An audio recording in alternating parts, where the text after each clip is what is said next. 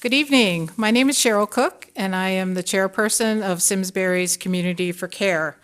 I'd like to welcome you to our first in-person presentation since 2020, and we're all very glad to be here, and we're glad you're able to join us. So tonight we are having a program on Alzheimer's and aging. Esther Pearl is the program director for the Alzheimer's Association Connecticut chapter, and she will present the 10 warning signs of Alzheimer's.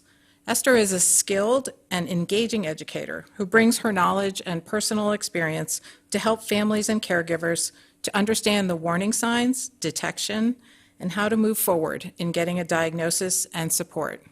Thank you again for being here. Well, thank you so much. I appreciate you having me out to speak tonight. It is really very exciting to be back in person. So, and I appreciate the opportunity to speak to so many people and talk about Alzheimer's and dementia and memory concerns. My story started in 2010 when Mark and I were married. It was a second marriage for both of us. And 1 year later, when he was 56 years old, Mark was diagnosed with atypical younger onset Alzheimer's. At the time, I thought I knew two things about Alzheimer's. Turns out I didn't. I only knew one. The first, what I believed to be true, was that only older people developed Alzheimer's. I had no idea that somebody in their 50s could be diagnosed with this kind of a disease. So 50% of my knowledge right there was out the door. The second thing that I knew about Alzheimer's was that it was fatal. So really, that's all I knew. It's a progressive, irreversible brain disease. That was all I knew. It threw us into a world of unknowns, just one thing after another of, I don't know what to do. I don't know anything about this. About 2 weeks after he was diagnosed, I was working for another company, and I was at a health fair for one of the businesses that I supported. And at that health fair, it was a room about this size. There was a table with a purple tablecloth, just like this one, and it was all the way on the other side of the room. And all day, I kept looking at the lady behind the table, thinking, I should go over there, but I can't because all I do is cry. And I'm here professionally, and I don't want to be crying for the employees that I'm supposed to be helping, so I can't go over there. And then eventually, just before we started packing up, I thought, it's an opportunity. Let me go over and just see what I can do, what I can find out. And the very nice woman behind the table asked, could she get some information for me? Could she answer any questions for me? And I remember just sort of putting up my hand and saying, well, thank you very much, but I can't talk about it. My husband was just diagnosed. If I talk, I'll cry, and I don't want to be crying here. So I'm just finally getting up enough courage to come over and talk to you. And she gave me her business card and very kindly one or two brochures and simply said, I know this is hard. When you're ready, please give me a call. So sure enough, I went home and, tossed the papers into that pile of someday I'll get to it, right? So about 2 years later, I was going through this pile of someday I'll get to it. I came across her business card and the brochures, and I thought, yes, I'm ready. Things were going downhill. I didn't understand what was happening. I didn't have really still any knowledge of the disease or why Mark did things that he did or didn't do things that he didn't do. And so I emailed her and I said, I'm sure you don't remember me, but I met you 2 years ago at a health fair, and I'm ready. About 5 minutes later, she emailed me back and said, of course I remember you. I've been waiting. So I'm going to cry again. So that started my introduction to the Alzheimer's Association. And we got involved with a support group, a social engagement group. Mark's favorite activities he engaged in with other people who had been diagnosed and caregivers, some of the museum programs. There was one at the University of St. Joseph. Did you even know they had a museum? They do, and it's wonderful. And then at the Mattituck Museum, we had all kinds of activities and programs that we went to, education programs. I went to support groups. And a couple years after that, I was asked to speak at a fundraiser at the VIP section, reception for a fundraiser at the Science Center. And I thought, okay, I still don't know all that much, but I can share my experience so far. One of the things that had been really difficult for me personally with this whole experience was the feeling of helplessness. I just felt there was nothing I could do. I could learn, I could try to provide better care, but I can't do anything about the disease. I can't change it for Mark. I can't change our situation. And that was really, really hard for me. So the night of the fundraiser, I stood up on the stage, kind of podium like this, gripping it, out of sheer fear. I think there may be somebody coming in. And after I finished speaking, we walked down a couple stairs and across the front of where the chairs were. And I remember being aware that people were applauding. And I thought, oh, isn't that kind? Thank you. And then I remember, before I turned around to sit down, that people were standing. And I thought, oh, that's nice. Maybe they really liked what I said. And then, as I turned around, I was brave, and I looked up, and I saw people crying. And in that moment, it changed me, because I thought, all I did was share our story. I shared the experiences, but maybe there is something I can do. Maybe there's something to this. And so from there, I had been asked to be on some radio interviews and TV things, and one thing led to another. 5 years ago, this position opened up, and I called Carolyn, the very nice woman that was behind the table, and I said, this is it. This is what I need to do, and this is why I think I'd be good for the job. And I guess she agreed, because she hired me, and here I am. So every day as a program director, I get to work with people who are caring for someone, people who are concerned about their memories or a loved one. I work with a lot of organizations, some who just call me out of the blue, who say, yeah, we'd really like a speaker. What can we do?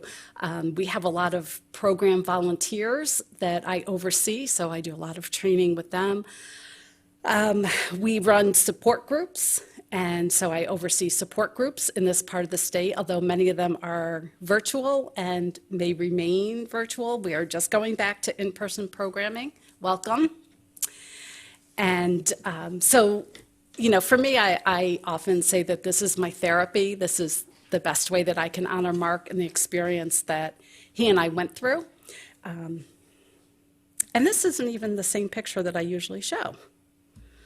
This is the one. So let me tell you a little bit about this picture. This was the very first Walk to End Alzheimer's that we went to. I don't know if anyone's, you said your friend has been. So my favorite part of the day, the walk, is at the very beginning we have the Promise Garden ceremony, where everybody in attendance gets one of these nylon flowers. You can see here Mark's is blue. And every color represents a different connection to the disease. So blue is for people who are living with the disease. Purple is if you've lost someone. Yellow if you're caring for someone. And orange is if you're committed to our vision of a world without Alzheimer's disease. And so we have one person representing each color come up to the front, and we say a short story about their background. And then they're asked to hold their flower high. And then everybody there is asked to hold their flower of the same color high as well. So this picture was at Bushnell Park. We've since outgrown Bushnell Park. There were about 3,000 people there that day. And this picture was taken at that moment when Mark was standing with his flower, and he looked out at the crowd, and he knew he was not alone. He knew that there were 3,000 people there in support of him, in support of other people living with the disease, those caring for them, and those concerned about Alzheimer's and putting an end to it. So I like to show this picture. This is the one that I usually show. it makes me happy, and it makes me think of all the support that we received, and then what I can do in return to kind of pay it forward. The other thing I like about this picture is when I read his shirt, you can see it says, "Everyone has a reason to end Alzheimer's." Okay, so that is the little bit of introduction. And so now we will get into a little bit of the meat of the program. The things we're going to talk about today are some of the differences between typical age-related changes, what's typical, what's not so typical in memory, thinking, and behavior. What are some of the common warning signs, and what do they mean? Why are they warning signs? We'll talk about suggestions for how to approach somebody. If you have a concern about somebody else's memory, what do you say, and how do you say it, and where do you say it? We'll talk a little bit about why early detection and diagnosis is important, talk about the diagnostic process, and I will share with you the resources available through the association. So we're going to start with a fictional family, the Garcias, because it provides just a nice example of some of the kinds of conversations that families have surrounding memory concerns. So we have Mary, who is a 73-year-old widow, and she lives alone. She's a retired teacher, and she's always been meticulous in caring for her home. Her daughter Lydia has recently been noticing things like laundry piling up and junk mail and old newspapers lying around the house.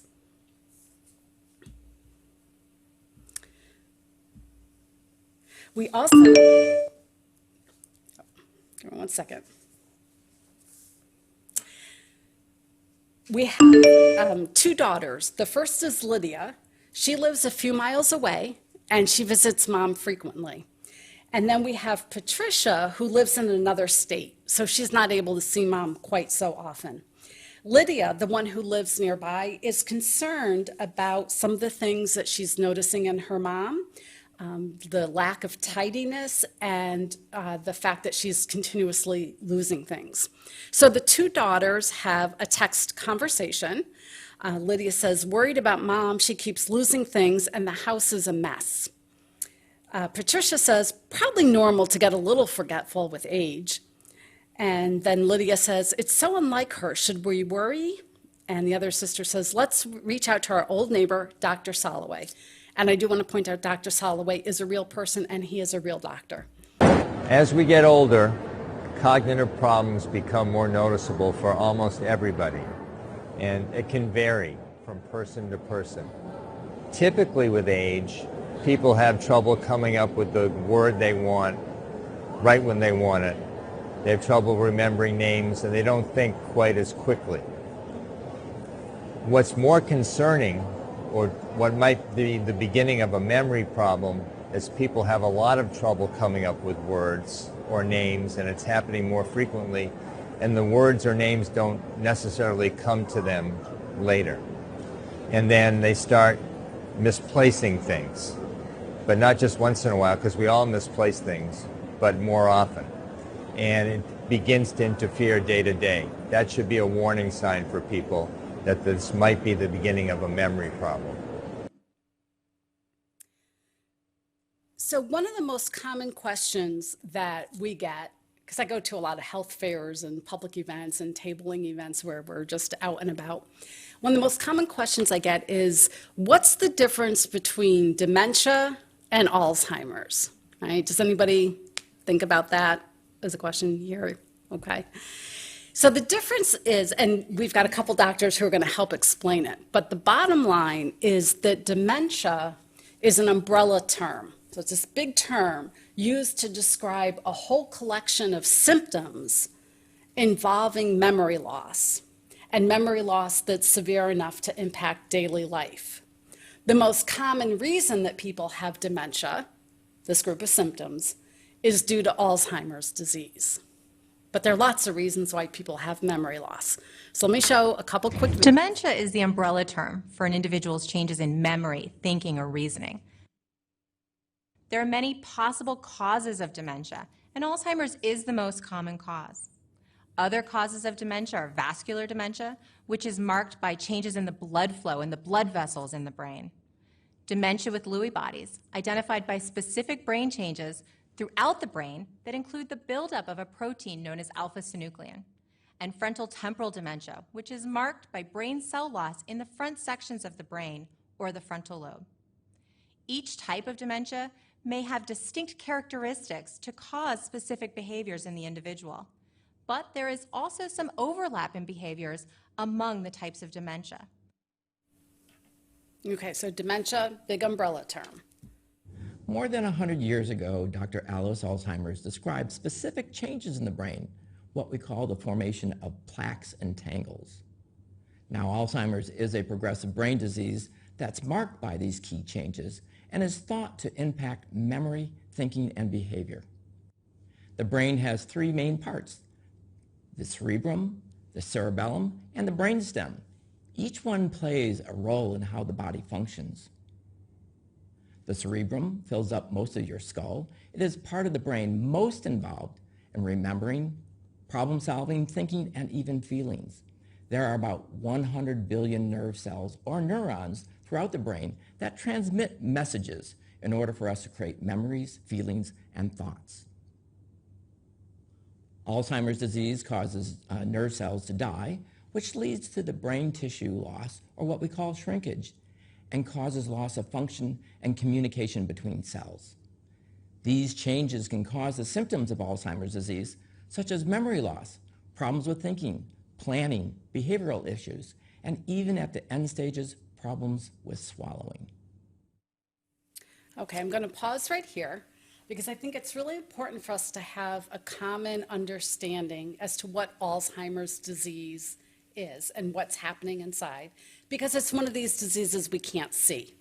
You know, if somebody has chicken pox, you can see it. If somebody has a broken leg, you may be able to see it. But this is one disease that you really can't see, especially in the early stages.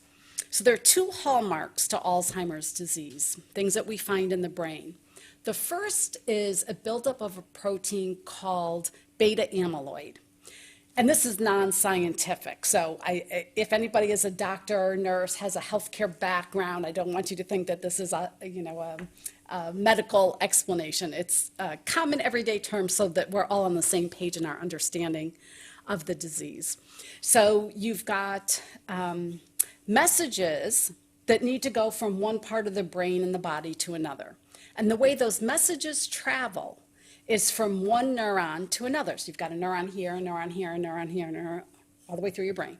Message goes by electrical impulse from one neuron to another, to another, to another.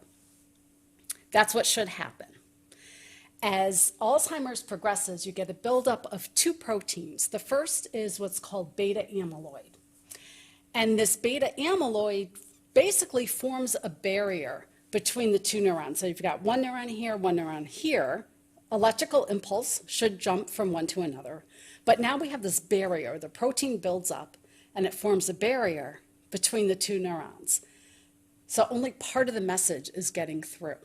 Just like, you know, when you go up Floydville Road, is it, and around that big curve with the mountain, you always lose your cell signal, right?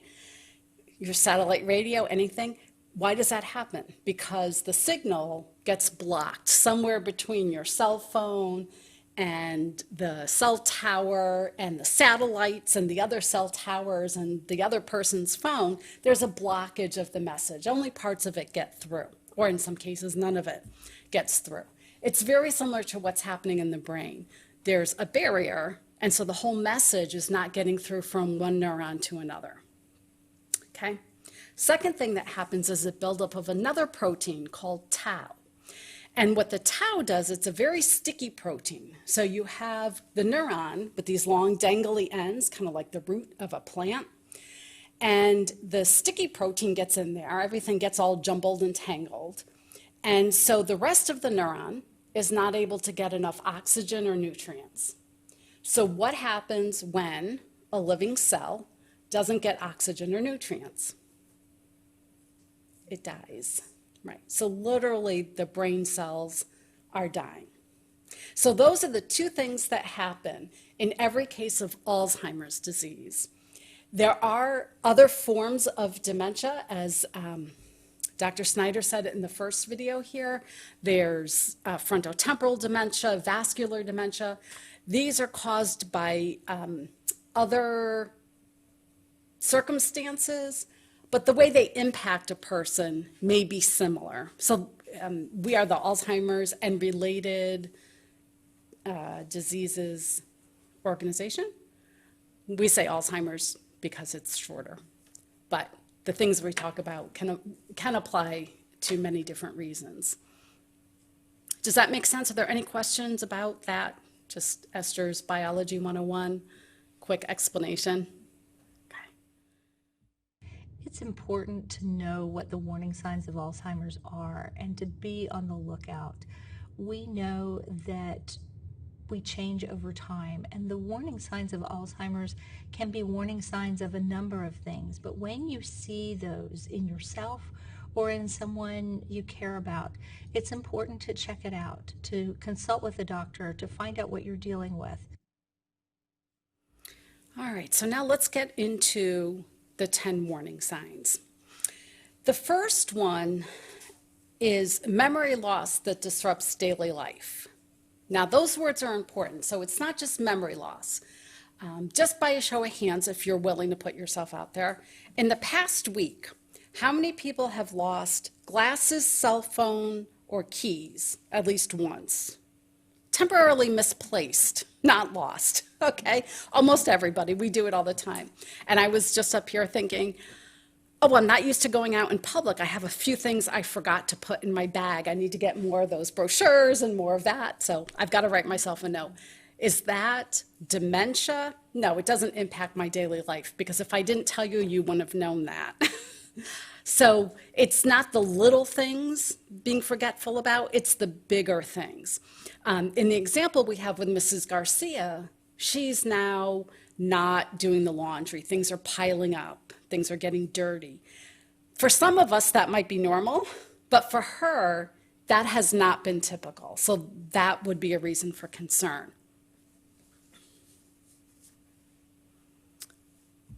Number 2, challenges in planning or solving problems.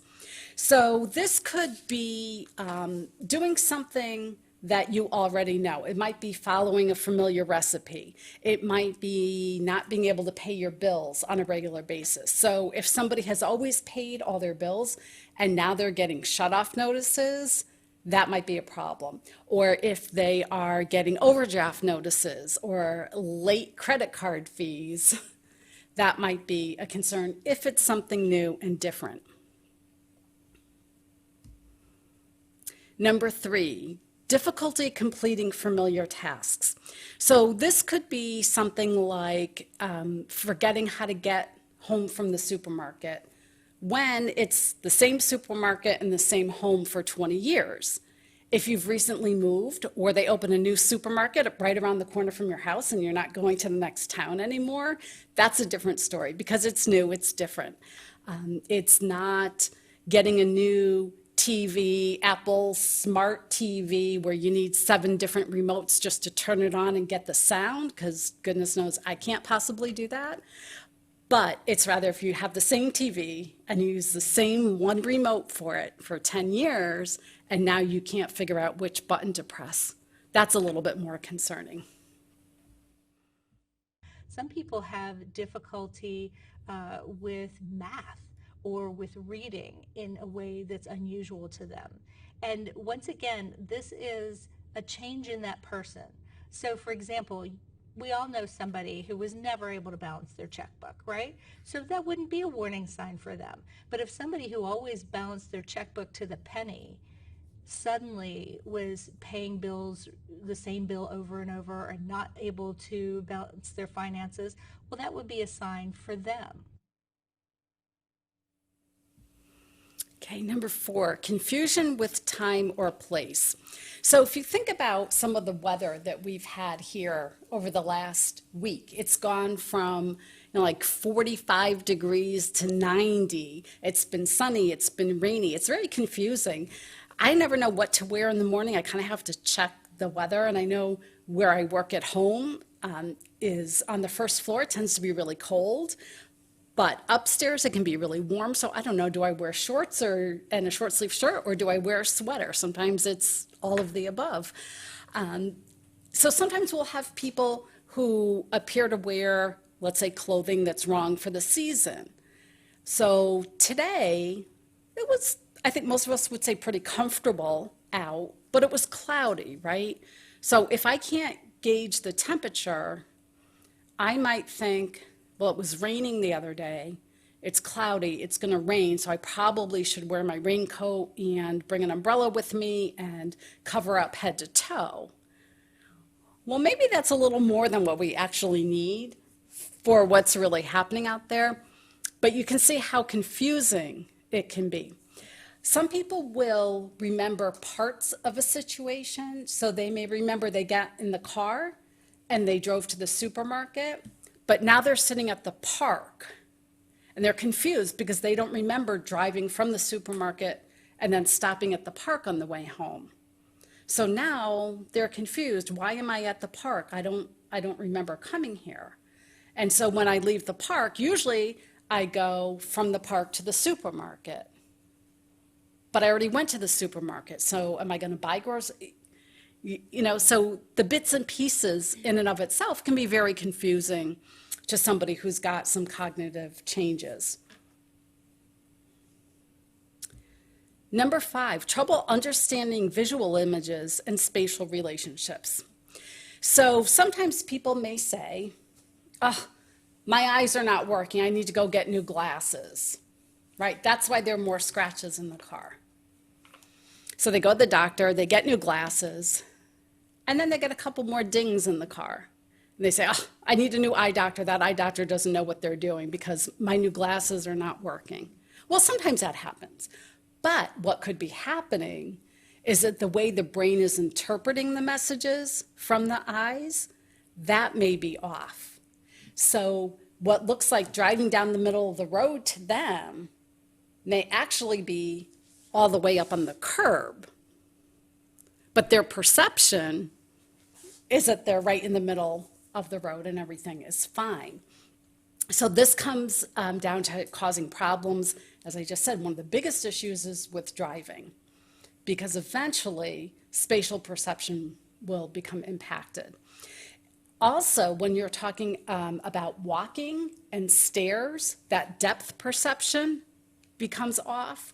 So have you ever, I'm sure, had a time when you thought there was one more step, you know, and you start to stop, but then the rest of you goes down, or you miss the last step and you kind of tumble over that way?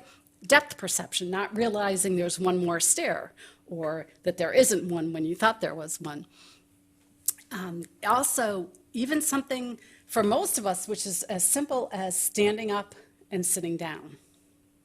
If I can ask, are you willing to participate in a little experiment? Okay, only if you want to, you don't have to.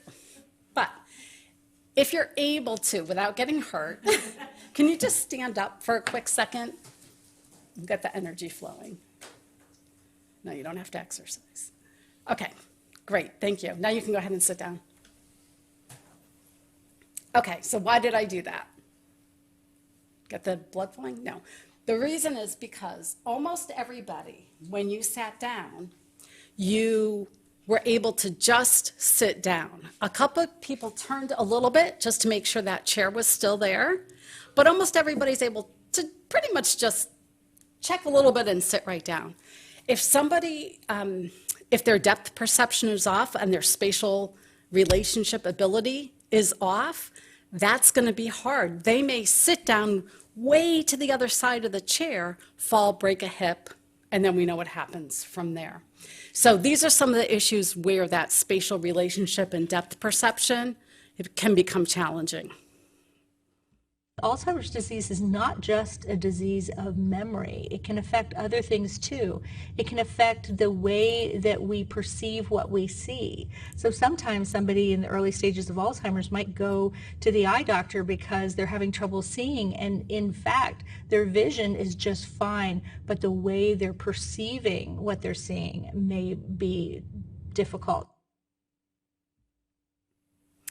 Okay, number 6, new problems with words in speaking or writing. Have you ever had that time when you're trying to say something and you say to yourself, oh, that word, it's right on the tip of my tongue. It's, right? We all have that. The key is most of us who don't have cognitive impairment are able to come up with the word maybe in a few seconds, maybe if we think about it for a minute, maybe a little later on. Somebody with cognitive impairment is not able to get that word. Once it's gone, it's gone. We had one member of our support group who said her husband kept asking for the yellow pointy thing. And she said, can you be a little more specific? I don't know what a yellow pointy thing is. And he said, you know, that yellow thing that I like, the yellow thing, the yellow pointy thing. Didn't know what he was talking about. So the next, I'm sorry? Pencil, that's what most people think, and that's not what it was. Next time they went to the supermarket, he said, come here, there's the yellow pointy thing. It was a banana, right? So from then on, his wife knew that the yellow pointy thing was a banana. But in the meantime, he wasn't able to describe it. He couldn't, tell her it was a food. I think she would have gotten it pretty quickly if she had known it was a food. But he wasn't able to grasp it. He knew what he was thinking, but he just couldn't find the words to describe it. The other thing that I've increasingly been struggling with are words, which I've dealt with words my entire life, as an avid reader, as a reporter, as a writer.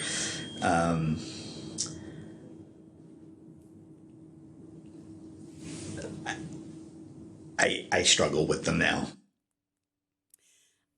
I see this video all the time, and I think it's so impactful, not just because he was able to explain what's challenging, but near the end, you can see he just pauses for a second, he loses his train of thought, and then it's really, really hard for him to get back to where he wanted to go with what he was saying. He had the thoughts, but once he stopped, it was really hard for him to get those words going again.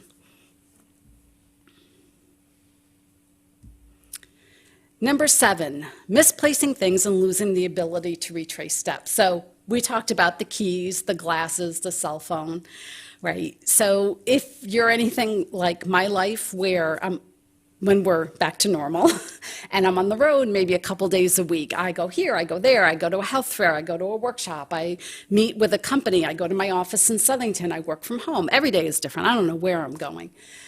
But I have to pack my bags and I have to know, okay, what am I doing? What is the event? What do I need for that? What do I need for tomorrow? The next day, when am I going to be able to restock my supplies? It's complicated. And invariably, I get in my car, I think I have everything. I go down the street, I get to about the 3rd house, and then, yes, that's right, now I know. So I go back home, I know what I forgot. I go back into the house, and what happens? I have no idea. Right? No idea. So what do? I stand there for a second. I try to figure it out. If I still can't figure out what it is I forgot, what do? Keep back in the car and drive through. Exactly. Hopefully I can just get back in the car. I don't have to do the 3 houses, but I'll sit in the car just like I was before, right? And so these things can jog our memory. What was I thinking about? This is how I was sitting, and what was I listening to? What was I thinking? Oh yeah, that's what I need. Again, with cognitive impairment, that ability to connect the dots becomes impacted. So once the idea is gone, once the thought is gone, once the item is gone, it's gone.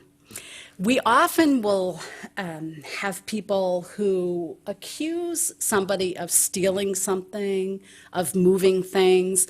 How does that happen? Well, let's say someone's coming in the door and the phone rings. So they pick up the phone, they put their keys and their purse down, everything on the counter so they can get the phone. It's not what they normally do, but that's what happens. So they finish their phone call, they get some lunch, maybe go take a nap, watch TV, and then a couple hours later, they're thinking, oh, my car keys.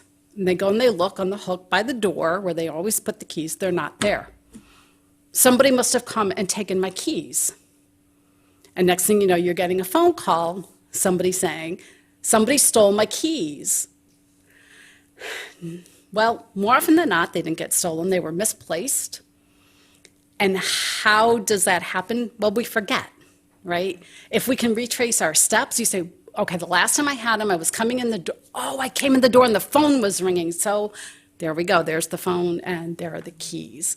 Without that ability to connect it, things get lost. And so it makes sense that somebody would accuse another person of stealing or misplacing things on them. Number 8, decreased or poor judgments. So a lot of times this happens with money or items. Let's say somebody has a treasured, stamp collection or coin collection, and they get a scam phone call. The IRS, this is IRS, you need to meet me in the parking lot at Walmart in 20 minutes with $5,000 in cash. What do? Well, you go to the bank, you take out, you're scared. It's your grandchild who's being held in a jail in who knows where, or, the people in Africa. So in a prior career, in a prior life, I was the manager of a credit union branch. And so I can tell you from experience, the number of people that will get scammed is frightening. And sometimes there's absolutely nothing that you can do about it. People want to come in and take out their money. Even though I know that this is a scam, and even though I do everything in my power to convince them that they should wait and not do this, you can't keep people from their money. And I've often been asked, well, why can't you call a family member? Because of privacy laws. I cannot disclose any financial information to somebody who's not on the account. Right? So what do?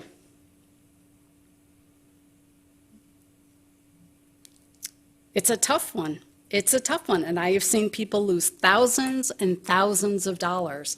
It's unfortunate. But, we would probably get an email. I don't know, how many have you gotten that you've won the lottery in Africa? You just need to pay a couple thousand in taxes. And then, we know that's not true, right? But to somebody who isn't able to really analyze information from a critical fact-finding perspective, oh, sure, I give them a couple $1,000s and I get $2 million. That's a pretty good return on investment, isn't it? I would love for that to be true. The way I kept my house, I wouldn't say I was OCD, but pretty close to it. And all of a sudden, everything was okay with me. It's like, oh, it's a pile, I'm tired. So my dining room table usually looked like it was someone's office, because I always would say I would do it tomorrow. And then my bedroom, as far as clothing, I would just put it in a corner, put it in a chair. And all of this is just, I wouldn't say it looked like I was a pet rat, but really I was, because I never threw anything away. I always would say, I'll get to it, but I never did get to it. So just the way of my standard of living, it was actually decreasing. A couple more quick points I want to make about this decreased or poor judgment. We will often see people not keep up their hygiene or their grooming. And is it that they don't care? Not necessarily. It's that they don't recognize that it's time to wash your hair, it's time to comb it, it's time to put on some different clothes. People tend to gravitate towards what's comfortable and what's familiar. We all do. We have our favorite clothes, right? So if somebody's favorite clothes are what they're wearing today and they want to be safe and comfortable in their clothes tomorrow, just wear them again. The other thing about the decreased judgment is that part of this disease is that it impacts the parts of your brain that help you make good decisions, right? So, kids, that prefrontal cortex doesn't develop until they're well over the age of adulthood. Same thing. People make bad decisions because that part of their brain is not fully formed. Somebody with Alzheimer's disease, that part of their brain becomes impacted. So not only do they not make good decisions sometimes, but they also may not realize it because the part of the brain that helps them realize they're making a bad decision has been impacted by the disease. We hear this a lot. Somebody may say, oh, my dad, he's always been difficult, but now he is just stubborn as heck. I can't get him to believe anything or change his ways with anything. He is just, right?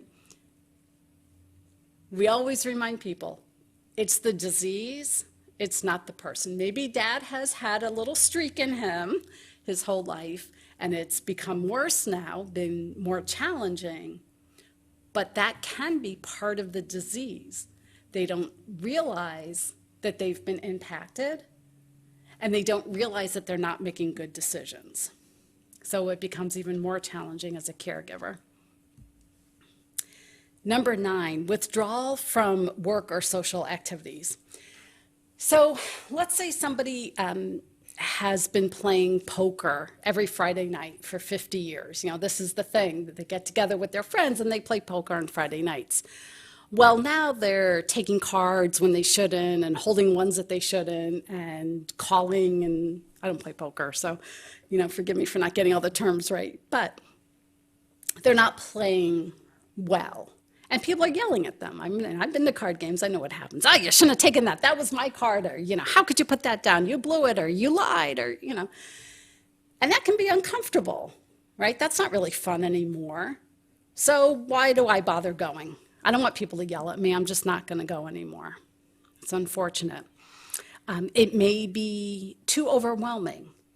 Sometimes when there's a lot of noise or there are a lot of people, one of the things that becomes more difficult is for people to filter out background noise.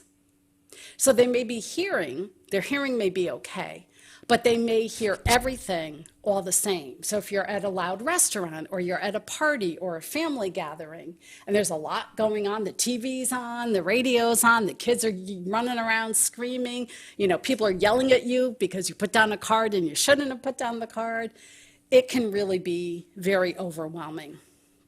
And so sometimes people will withdraw from work or social activities for those reasons.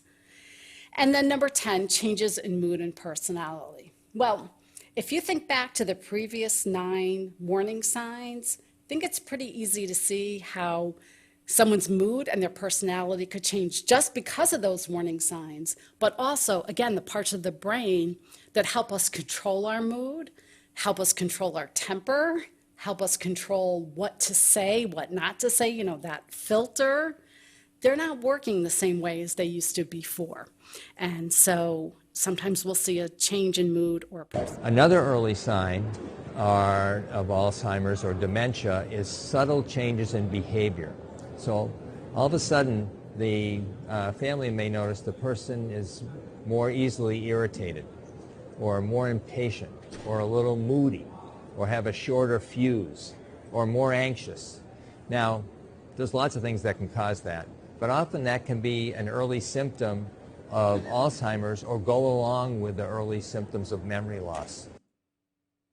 So are we saying that if you go home and you think back and you say, gee, my spouse has been really moody lately, I wonder if they have Alzheimer's? No, that's not what it is. It's everything put together. But if you do notice changes in personality, it's worth addressing with a doctor.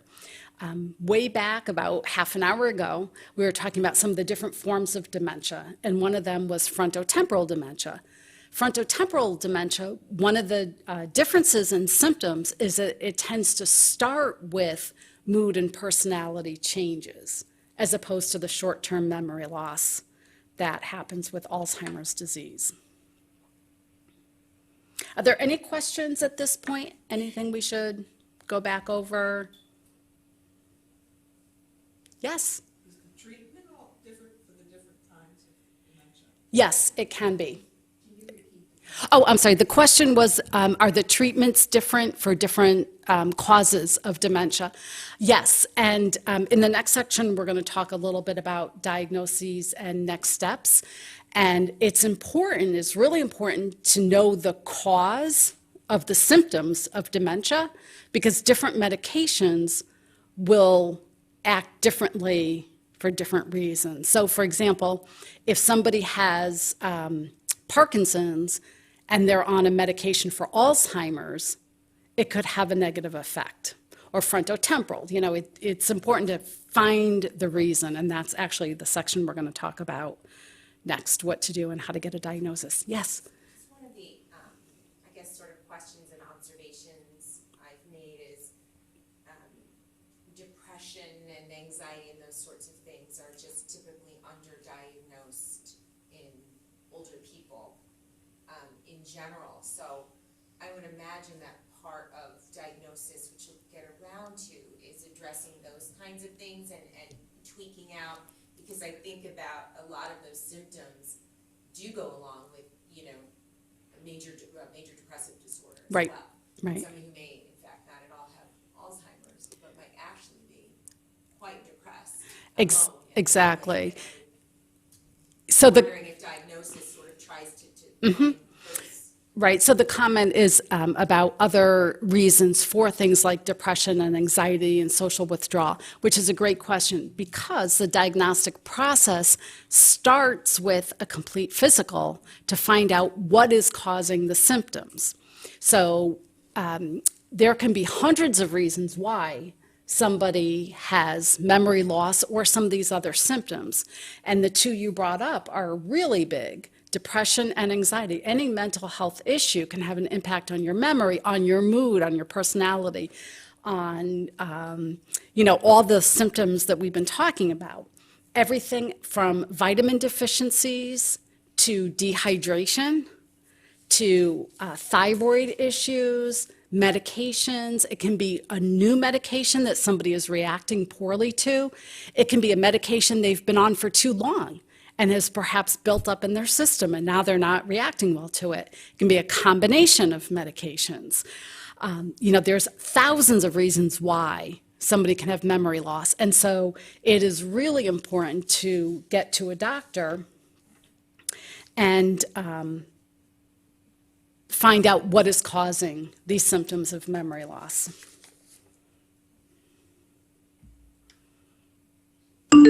So I'm going to skip a couple of slides here just for the sake of time.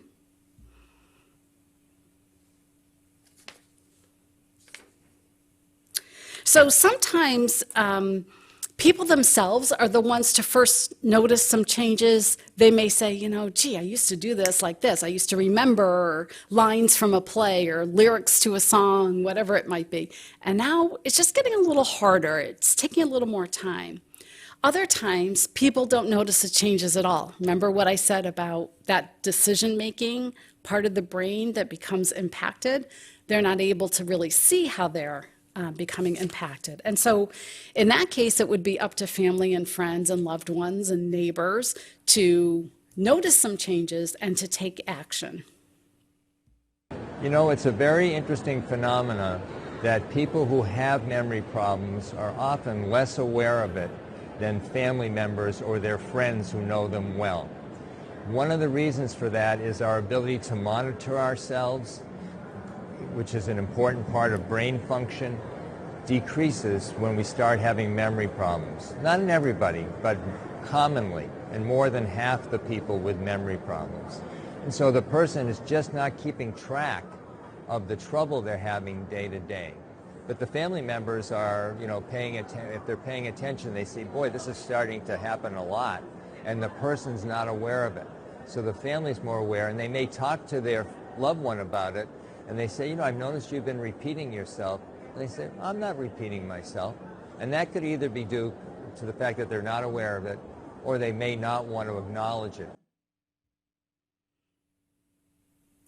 All right, so what do you do if you notice somebody's having some memory concerns? Well, we have a little roadmap for you, and the first section of it is to assess the situation. Number one, what changes are you seeing? Do you see changes in memory? Do you see changes in someone's thinking patterns? Do you see changes in behavior? What is it that you're really seeing? What else is going on? Things don't happen in a vacuum. So a minute ago, I talked about some of the many reasons why somebody may have memory loss. And so we have to try to dig and find out what may be the cause. Did somebody just start a new medication? Have they been ill? Did they have COVID? Did they spend all winter inside and not get any vitamin D. What's going on? Are they not drinking enough water because they don't want to have to get up and go to the bathroom in the middle of the night, or get up from the chair when they're watching TV all day? What are some of the other things going on? There are actually a lot of studies right now, not surprisingly, looking at the impact of social isolation on memory and functioning. Not surprising given what we've gone through in the past 2 years. So number 3, learn about the signs and the benefits of early diagnosis, which is what we're doing here tonight. So thank you for being here to learn. Check with other people. Has anybody else noticed the changes? You may be surprised that either other people are noticing similar things, or perhaps other people are not noticing anything, or they may be noticing other things, because what people notice may be situation dependent.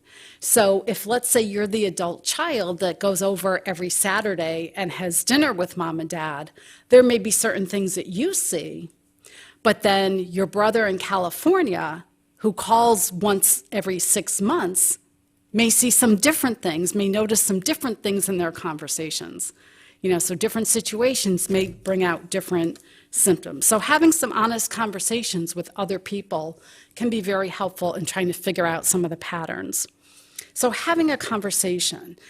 So did we just go over, after the football game and the family gathering, the outdoor picnic, or well, I guess you don't have a picnic when there's football, but some high energy day, probably not the best time to have a conversation. We need to plan to have these kinds of conversations. So what do? First, who should be the person or people to have a conversation? Do we want to have a gathering of 10 concerned family members with one person that they're concerned? Probably not. This isn't an inquisition. It's not an intervention. We want this to be a loving, kind, concerned conversation. So thinking about who should have it. Is there somebody who typically has a good relationship with the person and can work through some concerns? If you've got a couple of people who tend to fly off the bat really quickly, they may not be the right people to have the conversation. What is the best time and place to have the conversation? Well, not when the kids are running around after, ice cream and candy, not when you're heading out the door to go to a graduation party. Pick the time and place where things are calm, where things are quiet, and you can have a kind, loving conversation. What will you or the person having the conversation say? So, anybody who gets up on a stage and performs in a play or performs a dance recital or performs as a musician, they practice, right? You don't just get up there and sight read. So same thing when you're having a conversation with somebody trying to express concern and care about memory issues. You're not going to just wing it. There are things you can plan, things that you want to be prepared for, certain topics, ways of phrasing things. So practicing and avoiding triggers for somebody, if the trigger, might be dings and dents on the car, well, that may not be the kinds of examples to bring up. So practicing. Offering to go with the person to the doctor. This can be a very scary time for people, just wondering what's going on. Maybe they're aware, maybe they're not.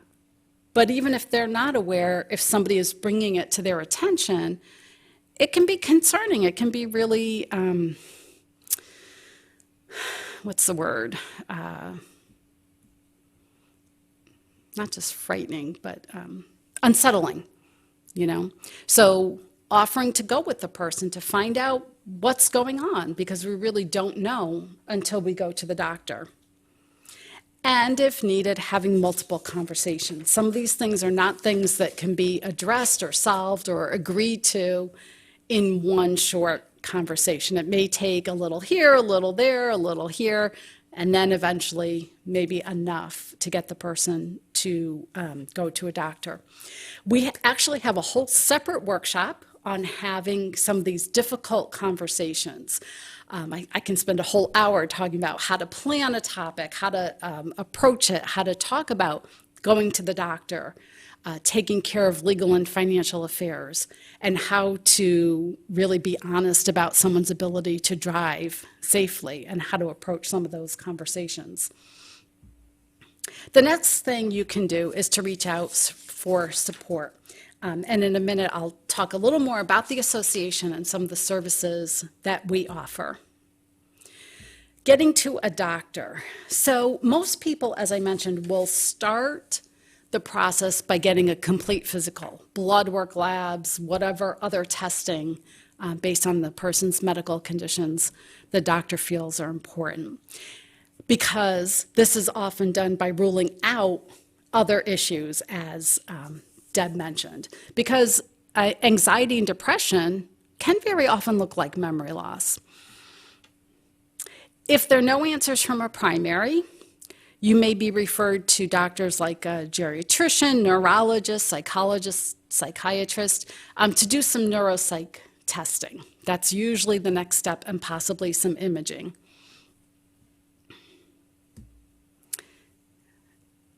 And I apologize, that screen seems to get stuck.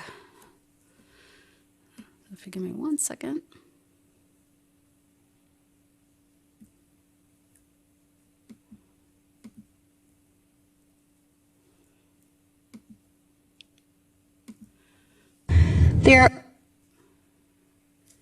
Okay.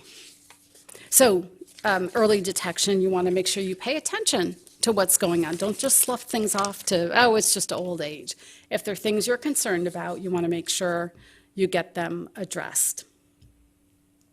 So looking for the diagnosis, as I mentioned, starting with a complete physical with your doctor, and then progressing to specialist who may be able to do some more testing and see what's going on.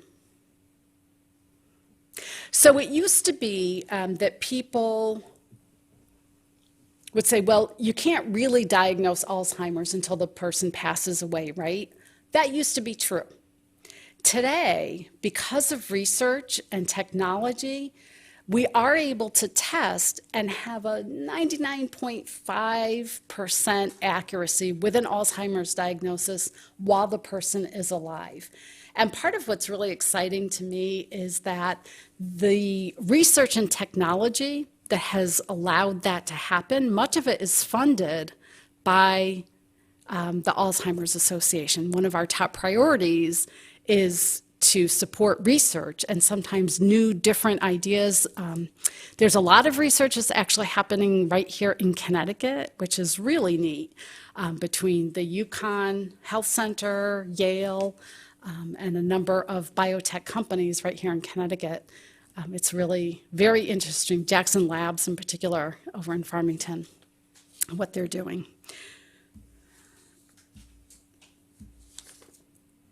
I'm going to skip ahead a little bit. Okay.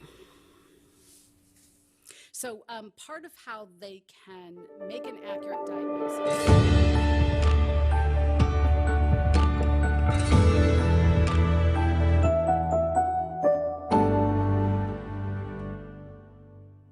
is part of the accurate diagnosis is through the use of MRIs, PET scans, and lumbar punctures. And those can result in pretty definitive diagnoses. Some of the research that they're doing now is, you may have heard of this in the news, they're looking at blood tests and other research, which I think is fascinating. We don't really know why some people develop Alzheimer's and some people don't. You could have a set of identical twins and one does and one doesn't. Very many times people will say to me, well, my mother had it, my uncle had it, everybody on that side of the family had Alzheimer's, and so it's just a matter of time before I get it, right? Not necessarily. We know having a family history can increase your risk of developing the disease, but does not mean that you will definitively develop it. So research is looking at all kinds of things. What is triggering this in some people? What's happening? Is it inflammation in the body? Is it some kind of, is it related to sleep? There's some really interesting sleep studies going on right now, looking at nutrition, diet throughout a lifetime, exercise, just all kinds of things to try to figure out what's triggering it in some people and also what's causing it and how to treat it. So research is really quite broad at this time. So with the Alzheimer's Association, our vision, as I mentioned, is a world without Alzheimer's and without other dementia. The services we provide to family caregivers, to people who are just curious, people who want to know, as well as the research, are free and confidential. Some of the things we provide, I love our 24-hour helpline. It literally is 24 hours a day, 7 days a week, 365 days a year, answered by a live person. So it's not, leave a message and we'll get back to you within 5 to 10 business days. It's you're on the phone and you get to talk to somebody. Most of the helpline specialists are master level clinicians. And so you can call anytime with any question, anybody. Our website, alz.org, is full of information. And then we also have what we call the Community Resource Finder, which is through our website, or you can call the helpline and get the same information. If you're looking for any kind of service provider, this is where you can find information. So if you're looking for an elder care attorney, you can find it on the Community Resource Finder. If you're looking for a doctor, a neuropsychiatrist, a diagnostic center, if you're looking for home care, if you're looking for an assisted living facility, if you're looking for more education programs, if you're looking for a support group, you can find everything through that Community Resource Finder or through our helpline. Most of what we do comes from the work of our amazing volunteers, and people have lots and lots of different reasons for wanting to volunteer. Many of us who work for the association got drawn to it because of our experiences with a loved one. Many of our volunteers either work in the industry or also have been impacted personally. Somebody in their family may have been impacted. And I work in the programs department, and so we are always looking for volunteers who might like to present workshops like this one out in the public. There are only 4 of us that cover the entire state for programming, and so you can imagine how busy my phone has been these past couple weeks now that we're finally able to go back out in public. So we really appreciate our volunteers who are able to help us present information and to run our support groups. Most of our support groups are led by volunteers, again, either people who have experienced this firsthand or people who work in the field and have some good counseling background, social work kind of skills. We have advocates. Right now, we've got a couple hundred folks down in Washington, D.C. on Capitol Hill. We call it Storming the Capitol in Purple. And talking to legislators about issues that impact people with the disease and families and caregivers. We also have advocates on a local and state level. And don't let the word advocacy ever scare you, because it's really just about telling your story and what has impacted you and what would help and what things you think need to be changed and what would be helpful for you. Even writing letters to the editor. We have advocates who do that all the time. Trial match. So we were talking just a minute ago about all the exciting directions that trials are going. Well, we know we can't put an end to this disease and we can't put the missing pieces of the puzzle together without research. The research is what we learn from. And we can't do the research unless we have enough volunteers who are willing to participate. So when I say research, I don't just mean looking at people who have been diagnosed or who have a concern or have a family history and investigational medications. That's part of the research. But we also need people who may have a family history, people who have cared for someone and want to talk about caregiver stress and the impact it has on their health and well-being. I'm participating in a couple of studies One of them is 4 times a year I get an email saying it's time for your memory test, and I go online in the privacy of my dining room, and it's like some card matching things and memory recall, and I never feel like I do very well on them. It beeps at me too much. But that's 4 times a year for 15 or 20 minutes each time. I also participate in a couple studies down at Yale. Like I said, we're fortunate that they're so close and there's some really amazing research. My brain is one of the healthy brains, I guess, that they're following, and every couple years I'll be going and having an MRI. That's all I have to do.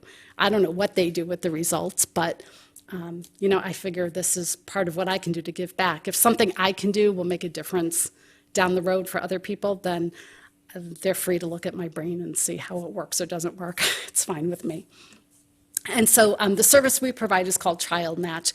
It's kind of like Match.com. We don't give information to anybody about a person who's interested.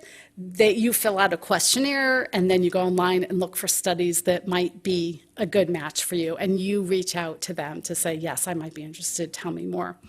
Walk to End Alzheimer's is our signature fundraiser. We have them in more than 600 communities across the country every year. In Connecticut, we have 6 this year. Hartford, and then down further in other parts of the state, but Hartford is the largest one here.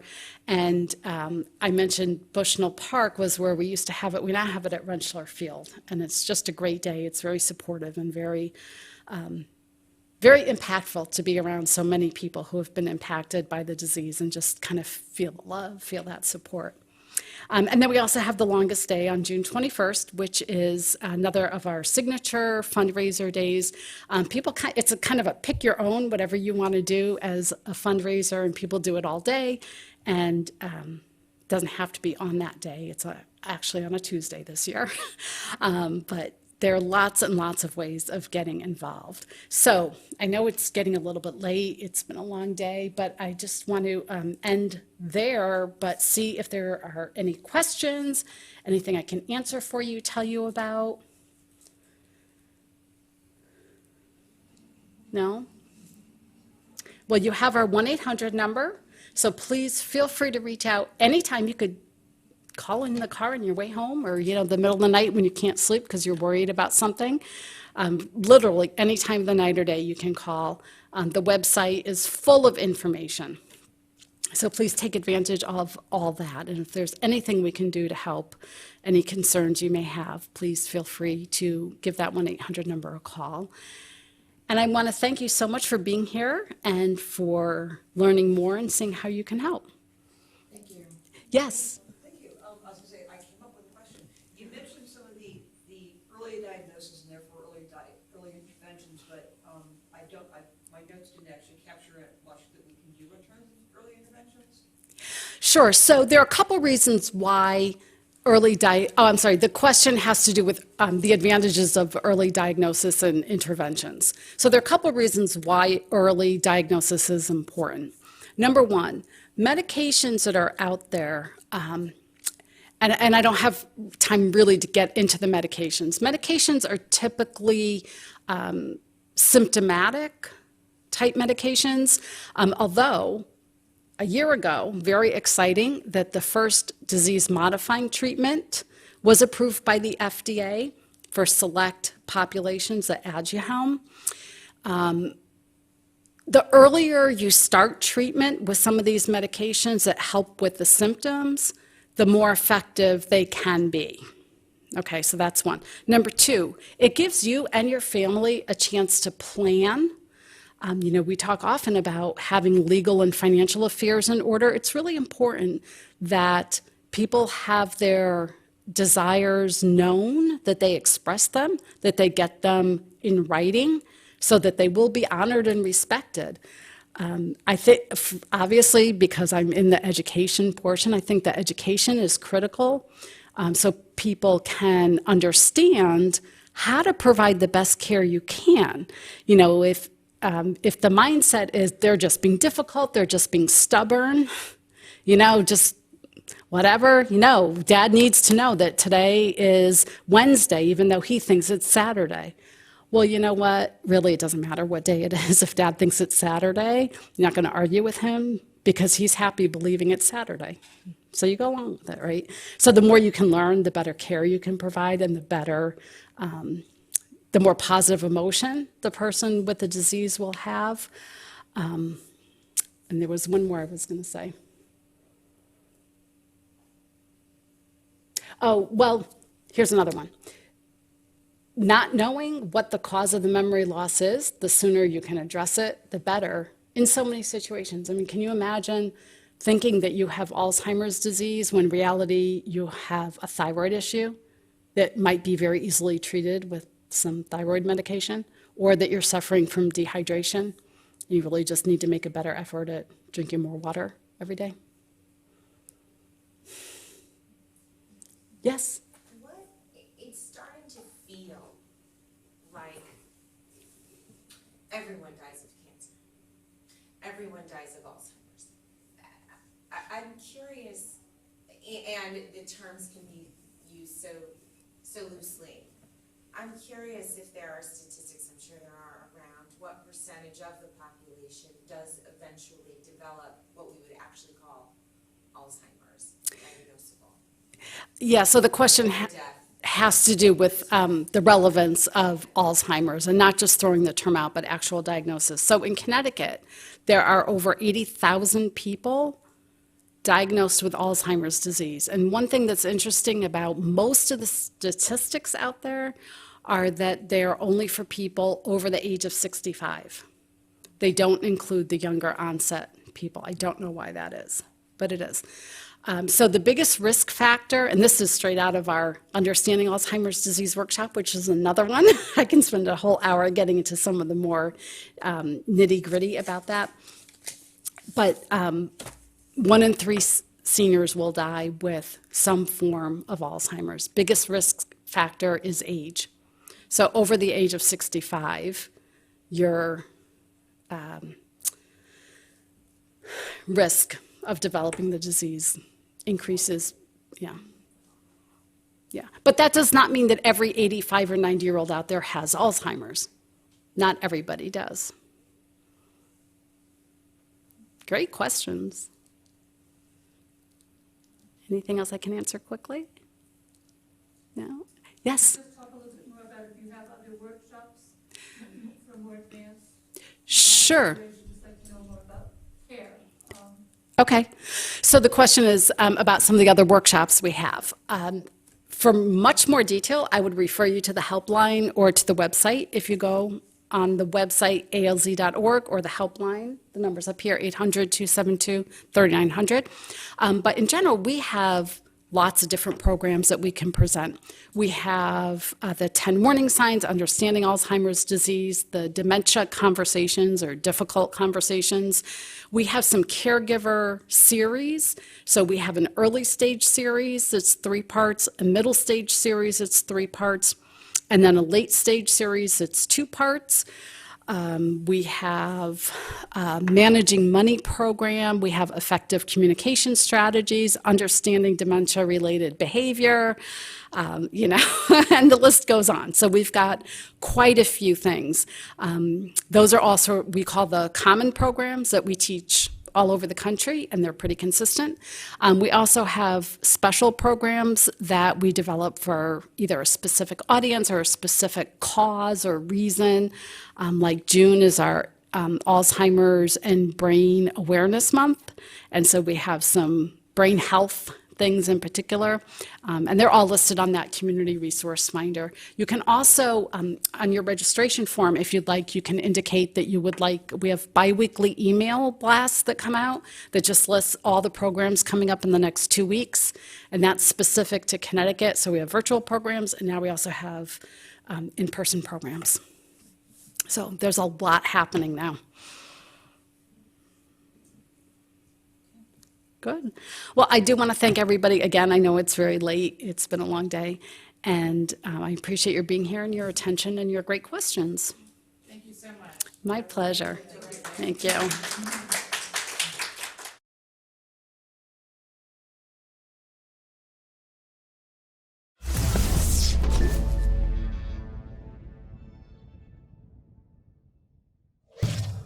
Funding for Simsbury Community Television is provided in part by contributions from viewers like you. Thank you.